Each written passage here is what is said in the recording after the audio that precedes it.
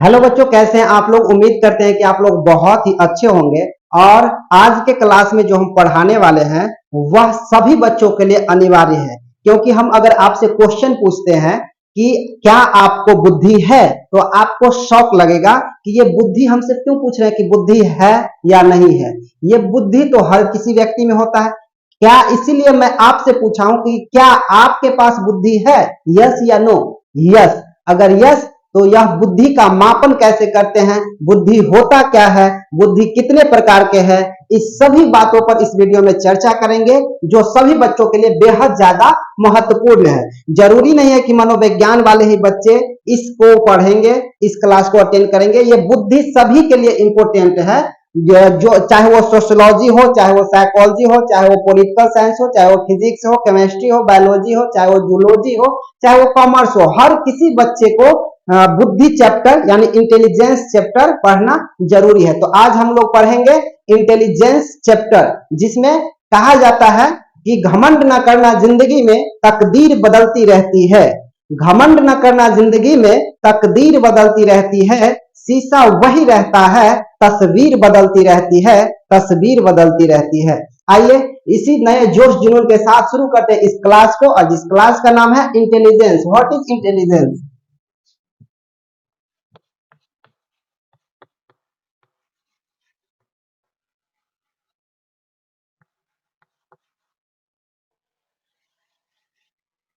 ये है intelligence. Intelligence को हिंदी में हम लोग क्या कहते हैं, अभी मैंने बात किया। इंटेलिजेंस को हिंदी में बुद्धि कहते हैं। क्या कहते हैं? बुद्धि।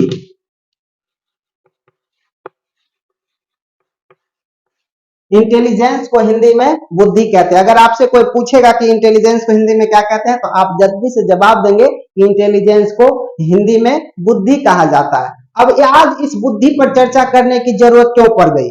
आज मैं बहुत ज्यादा कॉलेज में थका थका सा महसूस कर रहा था, बहुत ज्यादा काम किया। एडमिशन चल रहा है वैसे बच्चों का जो बच्चे 26 और 27 तारीख को ऑनलाइन एप्लीकेशन डाले थे ग्रेजुएशन में एडमिशन के लिए, और उनका लिस्ट जारी कर दिया गया कल।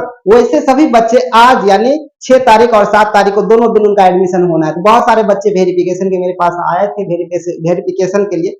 तो उसी में बहुत ज्यादा बिजी था, थका थका सा महसूस करा। फिर आया, पूरे दिन आप सभी के लिए कोई वीडियो नहीं बनाया, कोई क्लास नहीं लिया।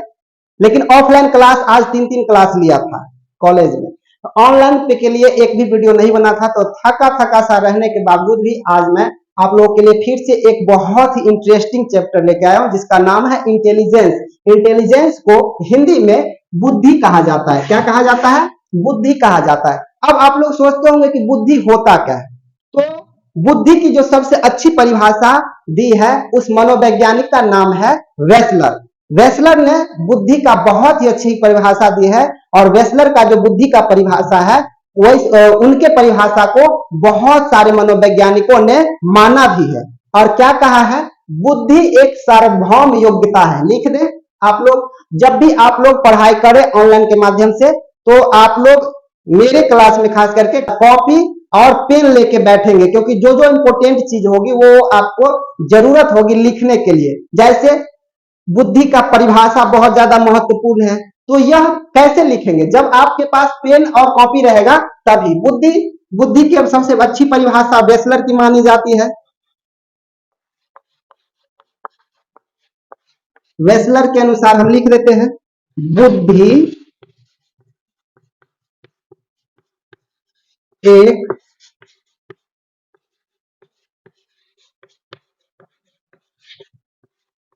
सार्वभौम योग्यता है, जो तर्कपूर्ण चिंतन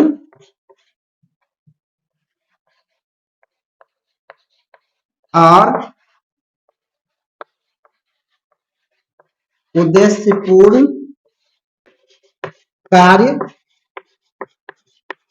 और प्रभावपूर्ण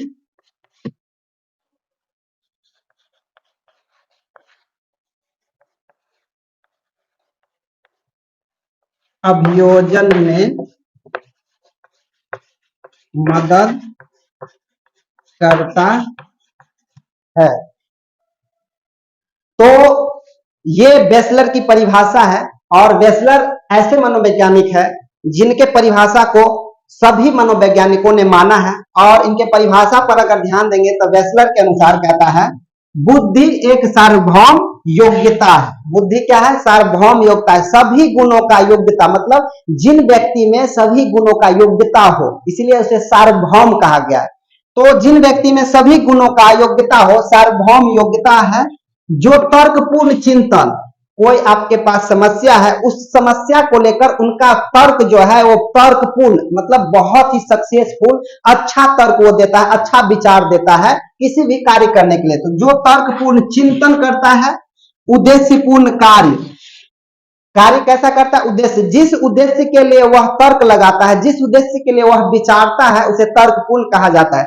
जो तर्कपूर्ण चिंतन, उद्देश्यपूर्ण कार्य, किस उद्देश्य से हम किसी कार्य को कर रहे हैं, किस उद्देश्य से किसी समस्या का समाधान कर रहे हैं, तो उद्देश्यपूर्ण कार्य, और प्रभावपूर्ण अभियोजन में मदद करता है। प्रभावपूर्ण अभियोजन में मदद करता है, मतलब कोई भी काम हम करते हैं तो उसका जो काम हम करते हैं उसका प्रभाव पड़ना चाहिए कि हम यह काम किए हैं। बहुत सारे लोग कुछ काम करते हैं, उसका असर नहीं होता है, तो वो प्रभावपूर्ण नहीं होता। लेकिन आज जो कुछ भी हम काम कर रहे हैं उसका प्रभाव अगर दूसरे पर पड़ रहा है तो वो प्रभावपूर्ण कहलाता है। तो इसलिए कहता है कि बुद्धि एक सार्वभौम योग्यता है जो तर्कपूर्ण चिंतन, उद्देश्यपूर्ण कार्य और प्रभावपूर्ण अभियोजन में मदद करता है, उसे बुद्धि कहते हैं।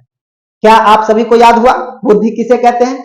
बुद्धि एक सार्वभौम योग्यता है जो तर्कपूर्ण चिंतन, याद करना, जो तर्कपूर्ण चिंतन, उद्देश्यपूर्ण कार्य और प्रभावपूर्ण अभियोजन में मदद करता है, उसे ही हम बुद्धि कहते हैं। अब बुद्धि आगे बढ़ जाते हैं।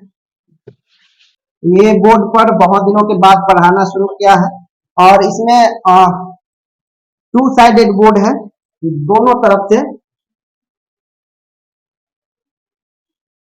दोनों तरफ से लिखने वाला है। अब बात कर लेते हैं, बुद्धि की तो परिभाषा पता हो गया कि बुद्धि किसे कहते हैं। अब बात करते हैं कि उसमें एक टॉपिक आती है आईक्यू। आईक्यू होता क्या है? तो कहता है, आप लोग कॉपी निकालेंगे, लिखते रहेंगे, बुद्धि के इकाई को आईक्यू कहते हैं। बुद्धि के इकाई को आईक्यू कहते हैं। आपको ऑब्जेक्टिव में क्वेश्चन पूछेगा, अभी से लेकर के कभी भी आपको पूछ सकता है, जनरल कंपटीशन में भी पूछता है इस तरह का क्वेश्चन। जब आप बीएड की पढ़ाई करते हैं तो उसमें भी पूछता है ये क्वेश्चन पैडागोजी के नाम से, और सीटेट की तैयारी जब आप करते हैं तो उसमें भी पूछता है कि ऐसा पूछ देगा कि आईक्यू का फुल फॉर्म क्या है, या बुद्धि के इकाई को क्या कहते हैं। तो अभी तो आप लिख रहे हैं ना अपने कॉपी में कि बुद्धि के इकाई को हम आईक्यू कहते हैं। बुद्धि के इकाई को क्या कहते हैं? आईक्यू कहते हैं। बुद्धि के इकाई को क्या कहते हैं? आईक्यू कहते हैं। कि आपके मन में एक सवाल आता होगा कि आईक्यू का फुल फॉर्म क्या होता है सर, ऐसा सवाल आता है ना मन में, आता है। तो कहता है कि आईक्यू का फुल फॉर्म, आईक्यू का फुल फॉर्म, आईक्यू का फुल फॉर्म होता है, आई से हो गया intelligence,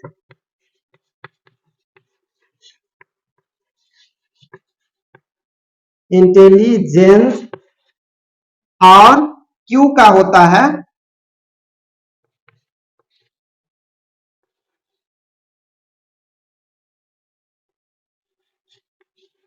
TIENT, intelligence क्वाटिएंट। Intelligence क्वाटिएंट, IQ का फुल फॉर्म क्या होता है? इंटेलिजेंस क्वाटिएंट। आपको ये भी एग्जाम में क्वेश्चन पूछेगा कि आईक्यू का फुल फॉर्म क्या होता है, तो आईक्यू का फुल फॉर्म इंटेलिजेंस क्वाटिएंट होता है। ये इसमें आप टिक लगा देंगे। स्पेलिंग आप ध्यान दे देंगे, QUOTIENT, क्वाटिएंट। इंटेलिजेंस का तो पता ही है, इंटेलिजेंस में ही थोड़ा सा डिफरेंस कर देता है एग्जाम में, ऑब्जेक्टिव क्वेश्चन में, और आपको लगेगा कि नहीं यही है, इसलिए आपका ये जानना जरूरी है। क्वाटिएंट, QUOTIENT, क्वाटिएंट, इंटेलिजेंस क्वाटिएंट। तो आपको ये पता चल गया कि आईक्यू का फुल फॉर्म क्या होता है, इंटेलिजेंस क्वाटिएंट। अगर आप गूगल करेंगे तो गूगल में आता है इंटेलिजेंस क्वोंस, इंटेलिजेंस क्वांस करके आता है, लेकिन आप ध्यान से देखेंगे तो इसे पढ़ेंगे। और आगे बढ़ते हैं। आईक्यू के बुद्धि के इकाई को आईक्यू कहते हैं। आईक्यू का फुल फॉर्म हम लोगों ने जान लिया, इंटेलिजेंस क्वाटिएंट या इंटेलिजेंस क्वांस कहते हैं। अब बात कर लेते हैं कि यह आईक्यू जो है, आईक्यू का सबसे पहले कंसेप्ट किसने दिया? आईक्यू का कंसेप्ट सबसे पहले किसने दिया? तो अगर इनके कंसेप्ट के बारे में बात कर लेते हैं तो आईक्यू का कंसेप्ट जो है सबसे पहला मनोवैज्ञानिक है विल्हेम स्टर्न। विल्हेम स्टर्न नाम के एक मनोवैज्ञानिक है जिन्होंने आईक्यू का कंसेप्ट सबसे पहले दिया। आईक्यू का कंसेप्ट सबसे पहले किसने दिया? विल्हेम स्टर्न ने दिया। कब दिया? तो 1912 ईस्वी में दिया। आईक्यू का कंसेप्ट सबसे पहले किसने दिया? विल्हेम स्टर्न ने दिया। कब दिया? 1912 ईस्वी में दिया। अब ये आईक्यू क्या होता है? आईक्यू एक फॉर्मूला है। क्या है? फॉर्मूला है। आईक्यू का कंसेप्ट तो दिया 1912 ईस्वी में, किसने दिया? Wilhelm stern. किसने दिया? Wilhelm stern. याद कीजिए किसने दिया? विल्हेम स्टर्न नाम के मनोवैज्ञानिक ने आईक्यू का कंसेप्ट दिया 1912 ईस्वी में और कहा कि आईक्यू बराबर MA/CA होता है। आईक्यू बराबर MA/CA होता है। ये फॉर्मूला दिया। किसने दिया? स्टर्न, विल्हेम स्टर्न ने दिया 1912 ईस्वी में और कहा कि आईक्यू का फुल फॉर्म, आईक्यू का जो फॉर्मूला होता है वह आईक्यू का फॉर्मूला MA/CA होता है। फिर उसके बाद एक मनोवैज्ञानिक है। अब सोच रहे होंगे आप लोग कि MA क्या होता है और CA क्या होता है, इसका फुल फॉर्म जानना है क्या? आपको इसका फुल फॉर्म जानना है? विल्हेम स्टर्न ने एक फॉर्मूला दिया, आईक्यू बराबर MA/CA गुने आईक्यू बराबर MA/CA। क्या इसका फुल फॉर्म आपको जानना है? MA का होता है मेंटल एज,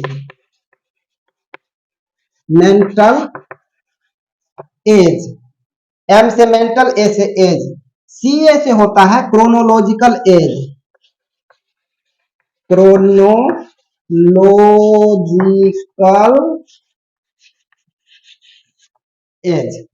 क्रोनोलॉजिकल एज। आप लोग लिखते जा रहे हैं ना? लिखना बहुत ज्यादा जरूरी है। आईक्यू बराबर MA/CA। MA का फुल फॉर्म होता है मेंटल एज, CA का फुल फॉर्म होता है क्रोनोलॉजिकल एज। हिंदी में अगर बात करें, इसको यहां ऊपर लिख देते हैं, मानसिक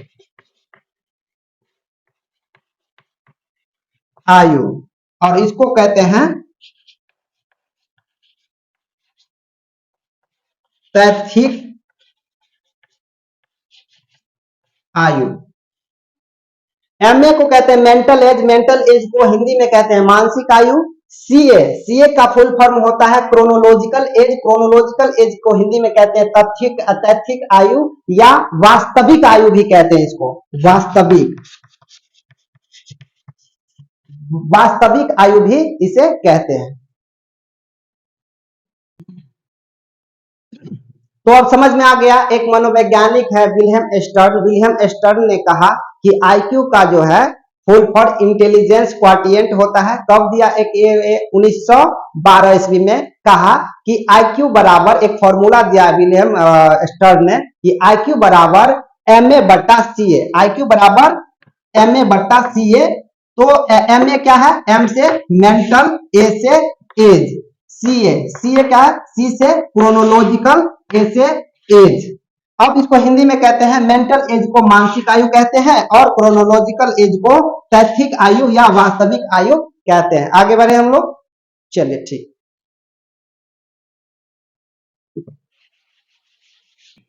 अब आप लोग तो समझ गए विल्हेम स्टर्न 1912 ईस्वी में इन्होंने ये सब अपना योगदान बुद्धि में दिया। अब एक मनोवैज्ञानिक है टर्मन एक मनोवैज्ञानिक है। इन्होंने जो विल्हेम स्टर्न का दिया हुआ कंसेप्ट था, विल्हेम स्टर्न इससे पहले 1912 में अपना कंसेप्ट दिए थे। उसके बाद 1916 में टर्मन नाम के मनोवैज्ञानिक ने इसका संशोधन किया। कब किया? 1916 ईस्वी में एक टर्मन नाम के मनोवैज्ञानिक है, इन्होंने संशोधन किया।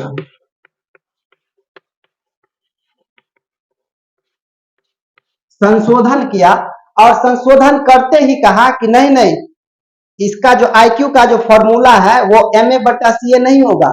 आईक्यू का फॉर्मूला जो है इन्होंने जो दिया, टर्मन नाम के मनोवैज्ञानिक, इन्होंने दिया आईक्यू बराबर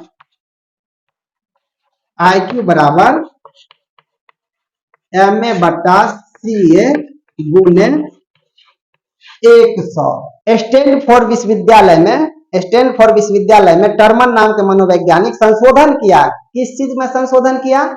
आईक्यू में। किस चीज, किनका संशोधन किया? जो इससे पहले विल्हेम स्टर्न नाम के मनोवैज्ञानिक ने 1912 ईस्वी में दिया था आईक्यू का फुल फॉर्म और आईक्यू का फॉर्मूला, उसमें संशोधन किया टर्मन नाम के मनोवैज्ञानिक ने स्टैनफोर्ड विश्वविद्यालय में, और कहा कि आईक्यू का फुल फॉर्म MA/CA गुने 100 होता है।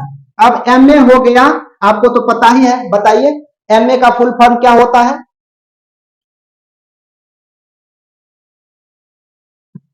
बताइए MA का फुल फॉर्म क्या होता है? Mental as. क्या होता है? Mental as. MA का फुल फॉर्म हो गया मेंटल एज, C से हो गया, CA से हो गया क्रोनोलॉजिकल एज।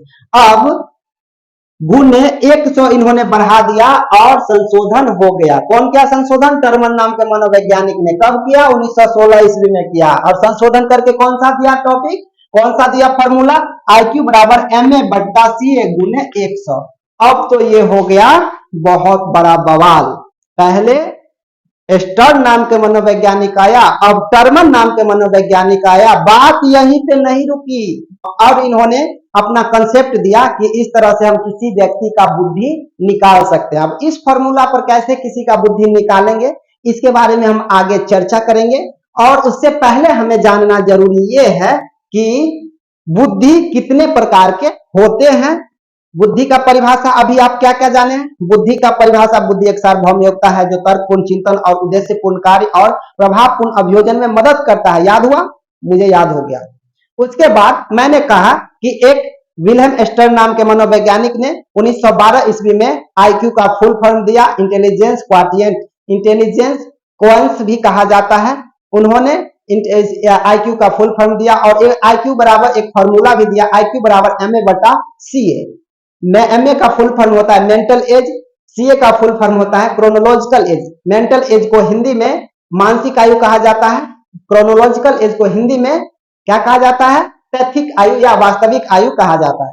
फिर इनके द्वारा जो योगदान दिए गए थे बुद्धि में, उसको संशोधन किया एक टर्मन नाम के मनोवैज्ञानिक ने। टर्मन ने 1916 ईस्वी में इसे संशोधन करते हुए कहा कि आईक्यू बराबर, उस फॉर्मूला को चेंज कर दिया, आईक्यू बराबर MA/CA तो होता ही है, गुने 100 दे दिया। गुने क्या दे दिया? 100 दे दिया। अब बन गया ये किनका? अब बन गया टर्मन का यह संशोधित किया हुआ आईक्यू का फॉर्मूला। अब बात कर लेते हैं कि यह कितने प्रकार का बुद्धि होता है। क्या आपको जानने का इच्छा है? इच्छा? बुद्धि 3 प्रकार के होते हैं। कौन कौन से बुद्धि होते हैं? आइए देखते हैं कौन कौन से बुद्धि होते हैं। इसे मिटा दें। एक मनोवैज्ञानिक है थॉर्नडाइक।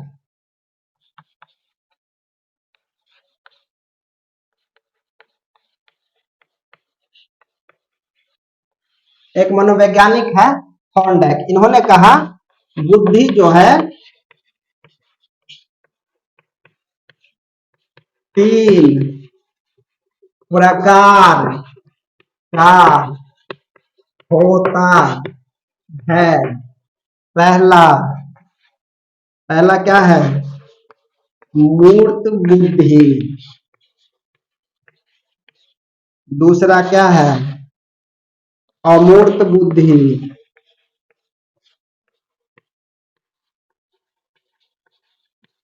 तीसरा क्या है? सामाजिक बुद्धि।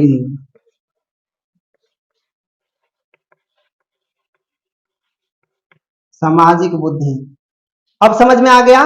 बुद्धि कितने प्रकार के? बुद्धि 3 प्रकार के, मूर्त बुद्धि, अमूर्त बुद्धि, सामाजिक बुद्धि। याद हुआ? मूर्त, अमूर्त, सामाजिक, याद हो जाना चाहिए। बहुत सिंपल सिंपल से एकदम सरल तरीका से हम पढ़ाते हैं। मूर्त, अमूर्त, सामाजिक, मूर्त, अमूर्त, सामाजिक। याद हुआ? बताइए बुद्धि कितने प्रकार के? 3 प्रकार के। कोई पूछेगा बताओ बुआ, अभी मम्मी पूछेगी कि बेटी बताओ क्या पढ़ रही है, बोलेगी बुद्धि। बोले बुद्धि का परिभाषा बताओ, तो फटाक से बता देना, याद रहेगी तो। दूसरा पूछेगा कि यह कितने प्रकार का होता है, बता देना मम्मी 3 प्रकार का। एक होता है मूर्त बुद्धि, एक होता है अमूर्त बुद्धि और एक होता है सामाजिक बुद्धि। बताओ कि अमूर्त बुद्धि किसे कहते हैं, मूर्त बुद्धि किसे कहते हैं, सामाजिक बुद्धि किसे कहते हैं? तो आपको पता रहेगा तब ना, पता रहेगा तब ना बताएंगे। तो हम बताते हैं। सबसे पहला मूर्त बुद्धि लिख करके डैश दीजिए, मूर्त बुद्धि लिख करके डैश दे दीजिए, और इसका परिभाषा अभी अभी लिखा देते हैं। और आपको मैं बता दूं कि एक मैं व्हाट्सएप चैनल बना रहा हूं। उस व्हाट्सएप चैनल में बहुत सारे लोग जुड़ सकते हैं, हजारों के संख्या में लोग जुड़ते हैं। और उस व्हाट्सएप चैनल बनाने का मेन पर्पस यह है कि जो नोट्स हम बनाते हैं, जो पढ़ाते हैं, तो बहुत सारे बच्चे को नोट्स भी ज्यादा जरूरी होता है, तो वो नोट्स हम आपको दे देंगे। और नोट्स उसी चैनल पर आपको मिल सकता है, व्हाट्सएप चैनल पे नोट्स आपको मिलेगा, जिससे आप आसानी से पढ़ लिख सकते हैं और बहुत ही आसान हो जाएगा पढ़ना लिखना। तो मूर्त बुद्धि कहते हैं कि आप परिभाषा लिख लीजिए। मूर्त बुद्धि हम उसे कहते हैं, मैं परिभाषा भी कोट कर रहा हूं, पढ़ रहा हूं। मूर्त बुद्धि हम उसे कहते हैं जिसके सहारे व्यक्ति ठोस वस्तुओं को, महत्व को समझता है और उसे ठीक ढंग से विभिन्न परिस्थितियों में परिचालन करना सीखता है। इस तरह के बुद्धि वाले लोग व्यापारी बनते हैं। मैं कहता है कि वैसे बुद्धि जो ठोस वस्तुएं को, महत्व को समझता है। ठोस वस्तुएं, ये दिमाग लगाता है कि यह जो वस्तु है इससे बहुत ज्यादा मुनाफा होने वाला है, बहुत ज्यादा फायदा होने वाला है, या ठोस है, मजबूत है। तो ठोस वस्तुएं की महत्व को समझता है और उसे ठीक ढंग से विभिन्न परिस्थितियों में परिचालन करना सीखता है। इसी को हम क्या कहते हैं? क्या कहते हैं? ऊपर वाले मूर्त बुद्धि कहते हैं। अब समझ में आ गया। अब बात कर लेते हैं अमूर्त बुद्धि। अमूर्त बुद्धि होता क्या? हम कोट करते हुए आपको याद करने के लिए आप लिख लेंगे, मैं कोट कर रहा हूं। अमूर्त बुद्धि, अमूर्त बुद्धि हम उसे कहते हैं, लिखते जाइएगा। अमूर्त बुद्धि हम उसे कहते हैं जिसके सहारे व्यक्ति शाब्दिक तथा गणितीय संकेतों एवं चिन्हों के संबंधों को आसानी से समझ जाता है और उसका उचित व्याख्या कर पाता है। इस तरह के व्यक्ति एक सफल कलाकार या पेंटर या गणितज्ञ इत्यादि बनते हैं। आपको मैं लिखने के लिए इस तरह से आराम आराम से बताया कि आप लिख सकते हैं। कहता है कि अमूर्त बुद्धि, अमूर्त बुद्धि हम उसे कहते हैं जिसके सहारे व्यक्ति शाब्दिक शब्द को पहचानता है, गणित के चिन्हों को पहचानता है, गणितीय संकेतों को पहचानता है, चिन्हों को पहचानता है और उसके संबंधों को आसानी से समझकर एक्सप्लेन करता है, बता पाता है। अगर अगर यह जोड़ है, यह वो व्यक्ति समझ जाएगा कि यह प्लस है, गणितीय चिन्ह है ना, यह प्लस है, और प्लस के बारे में व्याख्या देगा अपना कि देखिए जब भी यहां रहेगा प्लस का चिन्ह तो दोनों तरह का जो अंक है वह जुड़ेगा। ये क्या हो गया? व्याख्या देना, मतलब इसके बारे में बताता है कि जब भी ऐसा आप देखेंगे तो ये जोड़ने का, किसी भी चीज को जोड़ने का चिन्ह है, इसे बता पाता है। इसी को हम क्या कहते हैं? इसी को हम अमूर्त बुद्धि कहते हैं। कहता है ऐसे लोग अक्सर क्या बनते हैं? सफल कलाकार बनते हैं, पेंटर बनते हैं, गणितज्ञ बनते हैं। इस तरह का लोग देखोगे कि इसी तरह से चिन्ह से ही बहुत सारे लोग कुछ कुछ कुछ कुछ बना देते हैं, तो इसका मतलब वह कलाकार है ना। चिन्ह, किसी भी चिन्ह से वह कुछ बना दे रहा है, मतलब वह कलाकार है। तो यह अमूर्त बात आप समझ में आ गया। अमूर्त बुद्धि वाले व्यक्ति क्या बनते हैं? अमूर्त बुद्धि वाले व्यक्ति सफल गणितज्ञ, कलाकार, पेंटर, अमूर्त बुद्धि वाले व्यक्ति बनते हैं। समझ में आ गया। अब आगे बढ़ते हैं। तीसरा है सामाजिक बुद्धि। सामाजिक बुद्धि क्या होता है? सामाजिक बुद्धि के लिए भी आप लोग लिख लेंगे, मैं कोट कर रहा हूं, आराम आराम से बोल रहा हूं, आप लिखेंगे। सामाजिक बुद्धि हम उसे कहते हैं, सामाजिक बुद्धि हम उसे कहते हैं जिसके सहारे व्यक्ति अन्य व्यक्तियों को ठीक ढंग से समझता है। तथा व्यवहार कुशलता दिखाता है। ऐसे लोगों का सामाजिक बंधन, ऐसे लोगों का सामाजिक बंधन काफी अच्छा होता है तथा इनकी प्रतिष्ठा समाज ने, इनकी प्रतिष्ठा समाज ने काफी अधिक होती है। ऐसे व्यक्ति अक्सर नेता बनते हैं। हाँ, लिख रहे हैं ना, ऐसे व्यक्ति अक्सर नेता बनते हैं।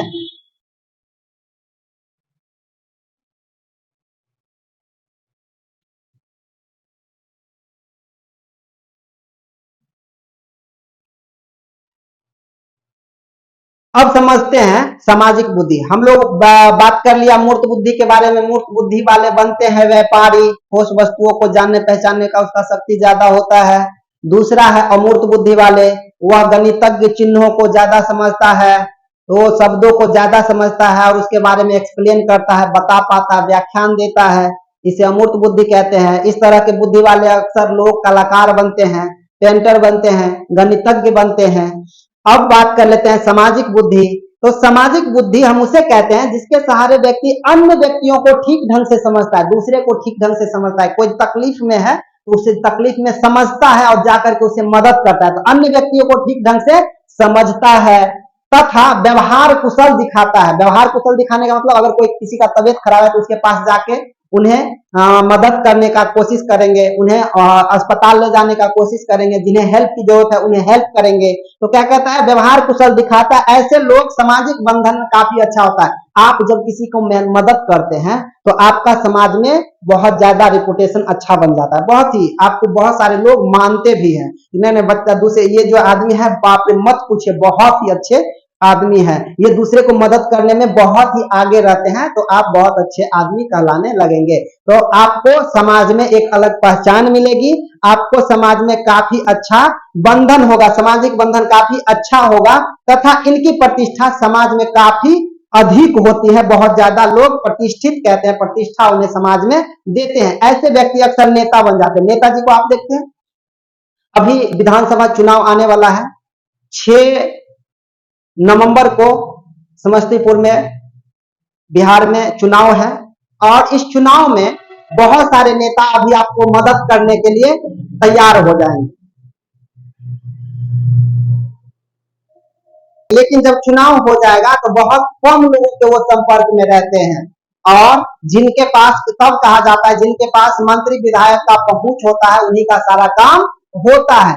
लेकिन जब चुनाव नहीं हुआ रहता है उस समय क्या होता है कि वही मंत्री और विधायक नीचे आकर जनता, सभी जनता के पास हाथ जोड़ते हैं, हमरा वोट द देवे, अहाँ के हम सब काज करवा दे, अहाँ सबके कोनो दिक्कत नहीं हेते। इस तरह से बहुत सारा जो अपना लोकल लैंग्वेज है उसमें लोगों से बातचीत करते हैं, लेकिन चुनाव के बाद वो दिखते नहीं है। तो इस तरह का भी प्रवृत्ति बन गया है, राजनीति को घटिया राजनीति बना दिया गया है। सामाजिक बुद्धि वाले लोग अक्सर नेता बनते हैं। सामाजिक बुद्धि वाले अक्सर लोग क्या बनते हैं, नेता बनते हैं। वो किसी दूसरे को मदद करते करते धीरे धीरे धीरे गांव में अपना पहचान बनाएगा, फिर अगल बगल के गांव में पहचान बनाएगा, उस तरह धीरे धीरे पहचान बनाएगा, दूसरे को मदद करते हुए, दूसरे के यहाँ पहुंच करके, दूसरे के दुख संकट में साथ दे करके अपना पहचान बनाएगा। कल होकर के इलेक्शन में खड़ा होगा, इलेक्शन में खड़ा होगा तो आपका मदद किया रहेगा, आपसे वोट मांगने जाएगा, जब आपसे वोट मांगने जाएगा तो आप वोट उसे देंगे ही देंगे, क्योंकि आपका मदद किया हुआ है। जब मदद किया रहता है तो उनको आपको वोट देना मजबूरी होता है और वही लोग नेता बन जाते हैं। आपको समझ में आ गया? तो हम लोग अभी तीनों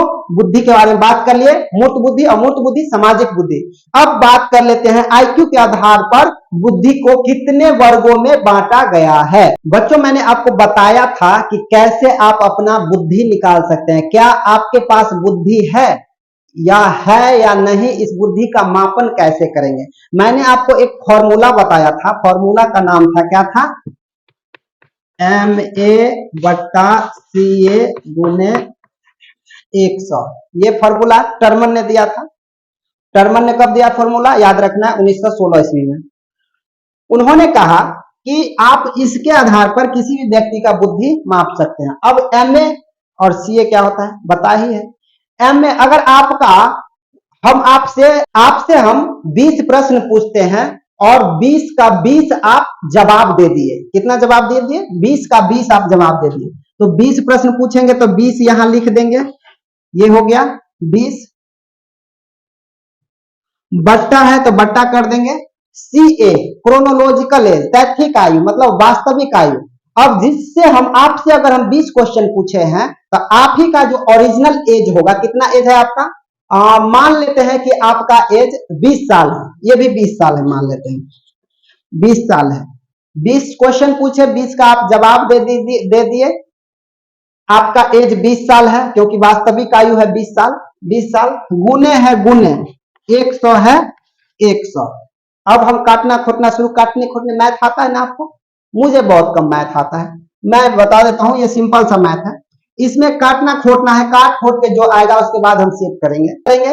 ये सीधे ऐसे कट सकता है, कर सकता है, अगर ऐसे नहीं काटे तो ये कैसे हो जाएगा, 20 पंचे 100, यहाँ 5 हो जाएगा और फिर 20 पंचे 100, किसी भी परिस्थिति में काटेंगे तो 100 आना ही है, तो बराबर कितना हो गया 100 आ गया, 100 आ गया। ये कैलकुलेशन आप अलग अलग सबका अलग अलग होगा, कोई मान के चलिए यहाँ पे कोई 20 प्रश्न पूछे, उसका आंसर 10 दिए और उसका एज कितना वर्ष है, उसका एज मान लेते हैं कि 20 साल है, गुने 100।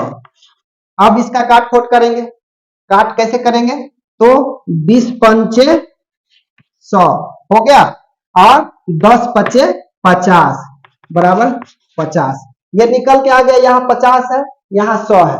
अब आपका बुद्धि कौन सा बुद्धि है इसे चेक करना है, 100 है ना, देखिए यहाँ पे आईक्यू के आधार पर बुद्धि को विभिन्न वर्गों में बांटा गया है, जिसका बुद्धि लब्धि, ये कितना निकला बुद्धि लब्धि 150, जिसका बुद्धि लब्धि 0 से 25 तक रहेगा उसको इडियट कहते हैं, जड़ बुद्धि कहते हैं।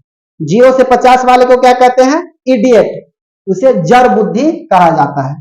दूसरा है 26 से 50, ये एक का ऊपर नीचे हो सकता है, 26 से 50 इम्बेसाइल कहते हैं इंग्लिश में, उसको हिंदी में कहते हैं हीन बुद्धि, उसको क्या कहते हैं हिंदी में, हीन बुद्धि कहते हैं। तो ये हीन बुद्धि वाले व्यक्ति का आईक्यू कितना होगा 26 से 50, इम्बेसाइल उसको कहते हैं।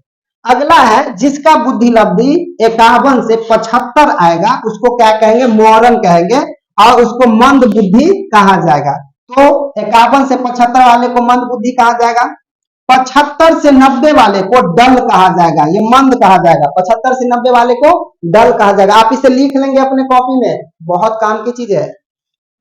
76 से 90 वाले को डल कहा जाता है, 91 से 110 वाले को नॉर्मल कहा जाता है, सामान्य कहा जाता है। अब देखिए अभी जो मेरा 100 निकला था बुद्धि लब्धि, जिस एक व्यक्ति से मैंने 20 क्वेश्चन पूछा था, 20 का जवाब दे दिया, उसका उम्र था 20 साल, गुने 100 काट फुट करके हमको आया 100 आया, तो हम इसको इसमें रख सकते हैं ना, 91 से 110 वाले के बीच में 100 आता है, जब 100 आया तो वो कौन सा बुद्धि वाले व्यक्ति है, नॉर्मल, सामान्य।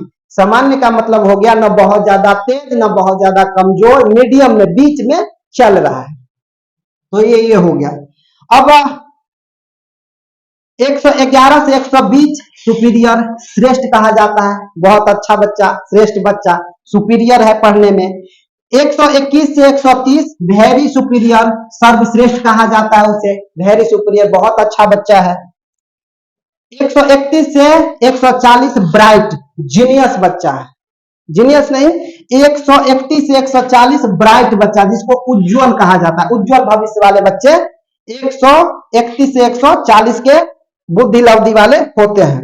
और 140 से ऊपर वाले जो है उसका तो जवाब नहीं भाई, वैसे बच्चे का जवाब नहीं, वो जीनियस होते हैं, मल्टी टैलेंटेड होते हैं, हर विषय में एकदम, दीजिए उसे कोई सा भी काम तुरंत कर देगा, दीजिए उसे कोई सा पढ़ने के लिए तुरंत पढ़ देगा, दीजिए उसे कोई सा याद करने के लिए तुरंत याद करेगा, उसे कोई सा एग्जाम दिलवा दीजिए, एकदम बहुत ही अच्छी तरीका से वो फाइट करेगा, बहुत ही अच्छा नंबर लाएगा। तो 141 से जीनियस प्रतिभाशाली वाले बच्चे इस तरह का होते हैं, जो बहुत जिनका प्रतिभाशाली प्रतिभावान बच्चे उसे कहा जाता है। तो आपको समझ में आ गया। अब एक और बच गया था, ये मैं जब निकाला था, मेंटल एज 10 है, कोई किसी भी आदमी का 20 क्वेश्चन पूछे और उसका आंसर 10 का दे पाया तो 10 ऊपर में लिख देंगे, 20 नीचे में लिख देंगे, एज उसका 20 है, 100 से गुना भाग करके कटेंगे 50 आएगा। ये 50 बुद्धि लब्धि वाले किसमें आएगा बताइए आप लोग? 26 से 50। इम्बेसाइल हीन बुद्धि मतलब कमजोर है वह पढ़ने लिखने में, वह और आगे बढ़ेगा और मेहनत करेगा तब वो आगे जा सकता है, तो वो इम्बेसाइल है, हीन बुद्धि का। तो मेरे हिसाब से ये आप सभी बच्चे समझ गए होंगे और बुद्धि के चैप्टर में आज के लिए इतना काफी है। अगले दिन हम बात करेंगे कि बुद्धि का बहुत सारे मनोवैज्ञानिकों ने टेस्ट अपना अपना बनाया है, जैसे कोई अल्फा टेस्ट बनाया है, कोई बीटा टेस्ट बनाया है, कोई बिना पढ़े लिखे वाले लोगों को बुद्धि मापने वाला बनाया, कोई पढ़े लिखे वाला बुद्धि को मापने वाला बनाया। 1914 में क्या हुआ था, इस बुद्धि का यूज कैसे हुआ था, इस सभी वीडियो को अगले क्लास में बताएंगे। आज के लिए काफी है, मैं थक भी गया हूं और आप लोग इसी तरह से अच्छे से पढ़िए। मेरे क्लास में जब भी रहिए आप कॉपी पेन के साथ रहिए, जो भी अच्छा चीज लगे आप लिखिए, नोट्स भी बनाइए और जो भी प्रॉब्लम हो मुझे कमेंट करके पूछिए, फिर मैं उसे एक्सप्लेन करूंगा।